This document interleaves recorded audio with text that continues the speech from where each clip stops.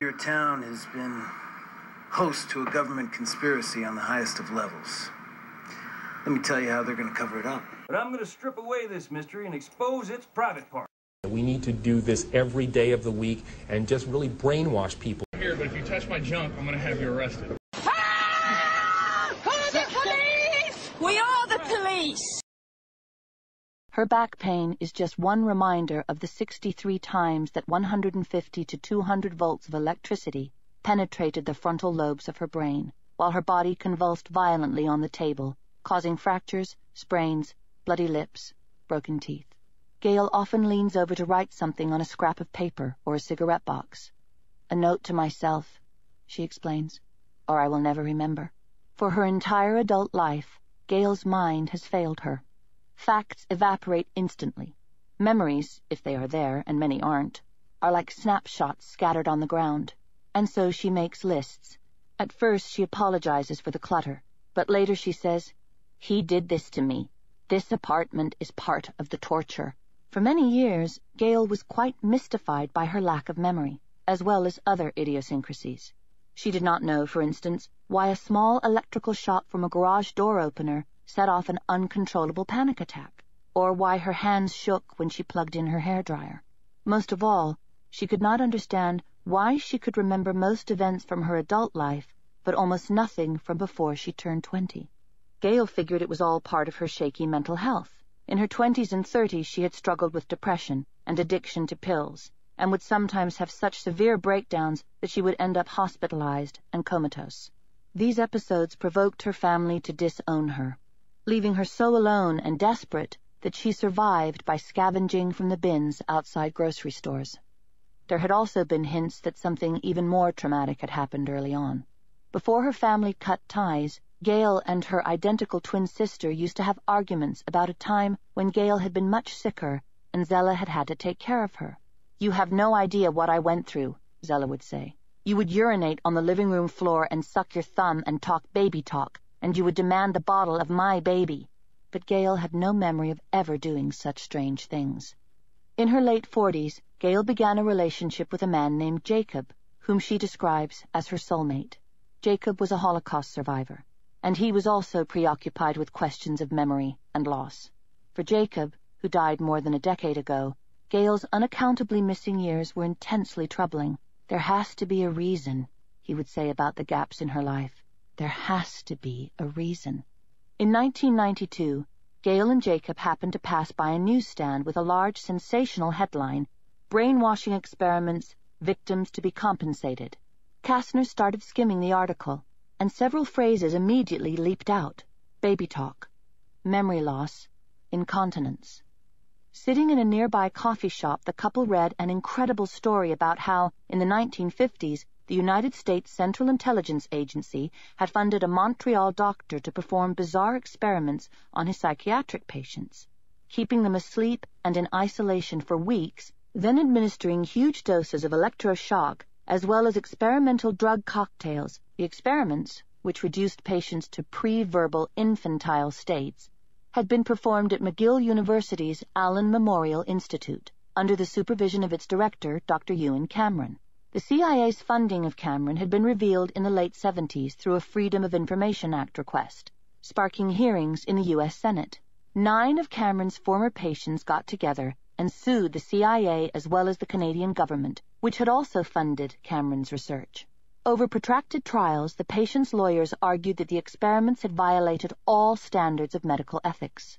They had gone to Cameron seeking relief from minor psychiatric ailments, postpartum depression, anxiety, even for help to deal with marital difficulties, and had been used, without their knowledge or permission, as human guinea pigs to satisfy the CIA's thirst for information about how to control the human mind.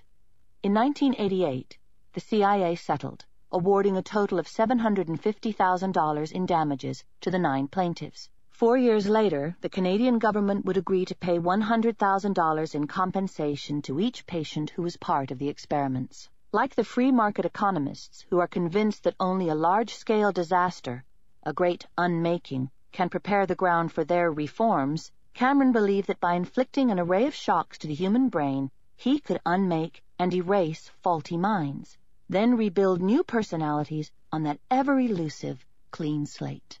I realized then that these people must have gone through the same thing I went through. I said, Jacob, this has got to be the reason. Kastner wrote to the Allen and requested her medical file. At first, being told that they had no record of her, she finally got it. All 138 pages. The doctor who had admitted her was Ewen Cameron. The letters, notes, and charts in Gail's medical file tell a heartbreaking story. One as much about the limited choices available to an 18-year-old girl in the 50s as about governments and doctors abusing their power. The file begins with Dr. Cameron's assessment of Gail on her admittance. She is a McGill nursing student, excelling in her studies, whom Cameron describes as a hitherto reasonably well-balanced individual. She is, however, suffering from anxiety, caused, Cameron plainly notes, by her abusive father, an intensely disturbing man who made repeated psychological assaults on his daughter. In their early notes, the nurses seem to like Gail. She bonds with them about nursing, and they describe her as cheerful, sociable, and neat. But over the months she spent in and out of their care, Gail underwent a radical personality transformation. After a few weeks, she showed childish behavior, expressed bizarre ideas, and apparently was hallucinated and destructive. The notes report that this intelligent young woman could now manage to count only to 6. Next, she is manipulative, hostile, and very aggressive. Then passive and listless, unable to recognize her family members. Her final diagnosis is schizophrenic with marked hysterical features, far more serious than the anxiety she displayed when she arrived. The metamorphosis no doubt had something to do with the treatments that are also all listed in Kastner's chart. Huge doses of insulin, inducing multiple comas, strange combinations of uppers and downers, long periods when she was kept in a drug-induced sleep, and 8 times as many electroshocks as was standard at the time. Ewen Cameron, a Scottish-born American citizen, had reached the very pinnacle of his profession. He had been president of the American Psychiatric Association, president of the Canadian Psychiatric Association, and president of the World Psychiatric Association. In 1945, he was one of only 3 American psychiatrists asked to testify to the sanity of Rudolf Hess at the war crimes trials in Nuremberg. By the time Gail began her investigation, Cameron was long dead, but he had left dozens of academic papers and published lectures behind. Several books had also been published about the CIA's funding of mind control experiments, works that included plenty of detail about Cameron's relationship to the agency. According to his published papers from the time, he believed that the only way to teach his patients healthy new behaviors was to get inside their minds and break up old pathological patterns. The first step was de-patterning, which had a stunning goal: to return the mind to a state when it was, as Aristotle claimed, a writing tablet on which as yet nothing actually stands written, a tabula rasa. Cameron believed he could reach that state by attacking the brain with everything known to interfere with its normal functioning, all at once. It was shock and awe warfare on the mind. In dozens of clinical studies, doctors noted that in the immediate aftermath of treatment, patients sucked their thumbs, curled up in the fetal position, needed to be spoon-fed, and cried for their mothers. These behaviors usually passed quickly, but in some cases, when large doses of shock were used, doctors reported that their patients had regressed completely, forgetting how to walk and talk. To de-pattern his patients, Cameron used a relatively new device called the Page-Russell, which administered up to 6 consecutive jolts instead of a single one. Frustrated that his patients still seemed to be clinging to remnants of their personalities, he further disoriented them with uppers, downers, and hallucinogens. Once complete de-patterning had been achieved, and the earlier personality had been satisfactorily wiped out, the psychic driving could begin. It consisted of Cameron playing his patients tape-recorded messages such as, "You are a good mother and wife, and people enjoy your company." As a behaviorist, he believed that if he could get his patients to absorb the messages on the tape, they would start behaving differently. With patients shocked and drugged into an almost vegetative state, they could do nothing but listen to the messages. For 16 to 20 hours a day, for weeks. In the mid-50s, several researchers at the CIA became interested in Cameron's methods. It was the start of the Cold War hysteria, and the agency had just launched a covert program devoted to researching what it called special interrogation techniques. A declassified CIA memorandum explained that the program examined and investigated numerous unusual techniques of interrogation, including psychological harassment and such matters as total isolation, as well as the use of drugs and chemicals. First codenamed Project Bluebird, then Project Artichoke, it was finally renamed MK Ultra in 1953.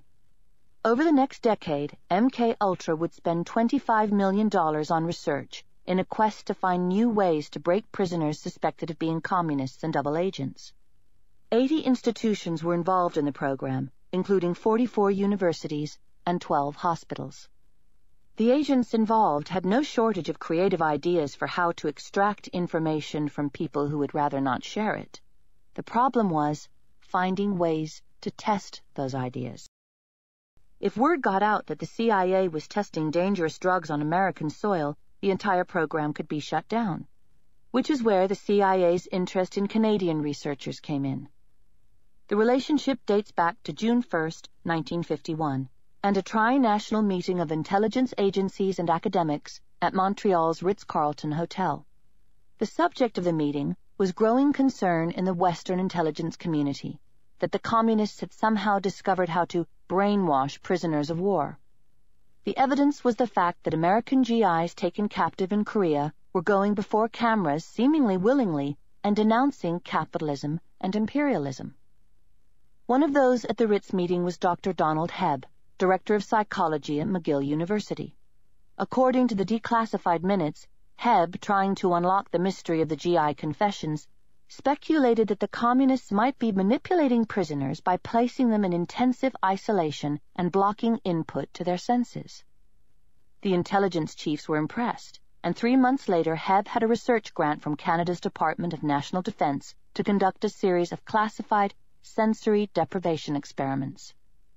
Hebb paid a group of 63 McGill students $20 a day to be isolated in a room wearing dark goggles, headphones playing white noise, and cardboard tubes covering their arms and hands so as to interfere with their sense of touch. To see whether this deprivation made them more susceptible to brainwashing, Hebb then began playing recordings of voices talking about the existence of ghosts or the dishonesty of science, ideas the students had said they found objectionable before the experiment began. In a confidential report on Hebb's findings, the Defense Research Board concluded that sensory deprivation clearly caused extreme confusion as well as hallucinations among the student test subjects, and that a significant temporary lowering of intellectual efficiency occurred during and immediately after the period of perceptual deprivation. Furthermore, the students' hunger for stimulation made them surprisingly receptive to the ideas expressed on the tapes, and indeed several developed an interest in the occult that lasted weeks after the experiment had come to an end. A copy of Hebb's major study was sent to the CIA, as well as 41 copies to the U.S. Navy and 42 copies to the U.S. Army. Hebb's report noted that 4 of the subjects remarked spontaneously that being in the apparatus was a form of torture, which meant that forcing them to stay past their threshold, 2 or 3 days, would clearly violate medical ethics. Aware of the limitations this placed on the experiment, Hebb wrote that more clear-cut results were not available because it is not possible to force subjects to spend 30 to 60 days in conditions of perceptual isolation. Not possible for Hebb, but it was perfectly possible for his McGill colleague and academic arch-rival, Dr. Ewen Cameron. As for consent, his patients were at his mercy. The standard consent form endowed Cameron with absolute power to treat, up to and including performing full frontal lobotomies. As the CIA dollars poured in, the Allen Memorial Institute seemed less like a hospital and more like a macabre prison. But where Hebb's students fled less intense sensory deprivation after only a couple of days, Cameron kept his patients in for weeks, with one of them trapped in the isolation box for 35 days. Cameron's work was funded by the CIA until 1961. and for many years it wasn't clear what, if anything, the U.S. government did with his research. In the late 70s and 80s, when proof of the CIA's funding for the experiments finally came out in Senate hearings, journalists and legislators tended to accept the CIA's version of events, that it was conducting research into brainwashing techniques in order to protect captured U.S. soldiers. Most of the press attention focused on the sensational detail that the government had been funding acid trips. In fact, a large part of the scandal, when it finally broke, was that the CIA and Ewen Cameron had recklessly shattered lives with their experiments for no good reason. Everyone knew by then that brainwashing was a Cold War myth. When John Gittinger, the CIA psychologist who first reached out to Cameron, was forced to testify before a joint Senate hearing, he called the support for Cameron a foolish mistake. A terrible mistake. In 1988, the New York Times ran a groundbreaking investigation into U.S. involvement in torture and assassinations in Honduras. Florencio Caballero, an interrogator with Honduras's notoriously brutal Battalion 316, told the Times that he and 24 of his colleagues were taken to Texas and trained by the CIA. They taught us psychological methods to study the fears and weaknesses of a prisoner, make him stand up, don't let him sleep, keep him naked and isolated, put rats and cockroaches in his cell, give him bad food, serve him dead animals, throw cold water on him, change the temperature. There was one technique he failed to mention: electroshock. Inez Murillo, a 24-year-old prisoner who was interrogated by Caballero and his colleagues, told the Times that she was electrocuted so many times that she screamed and fell down from the shock. "The screams just escape you," she said. "I smelled smoke and realized I was burning from the singes of the shocks. They said they would torture me until I went mad. I didn't believe them. But then they spread my legs and stuck the wires on my genitals." Murillo also said that there was someone else in the room, an American passing questions to her interrogators, whom the others called Mr. Mike.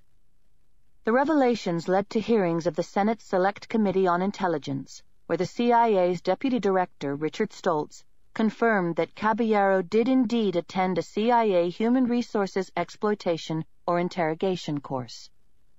Finally, under threat of a lawsuit, and 9 years after the original story was published, the CIA produced a handbook called Kubark Counterintelligence Interrogation. The handbook is a 128-page secret manual on the interrogation of resistant sources that is heavily based on the research commissioned by MKUltra, and Ewen Cameron's and Donald Hebb's experiments have left their marks all over it.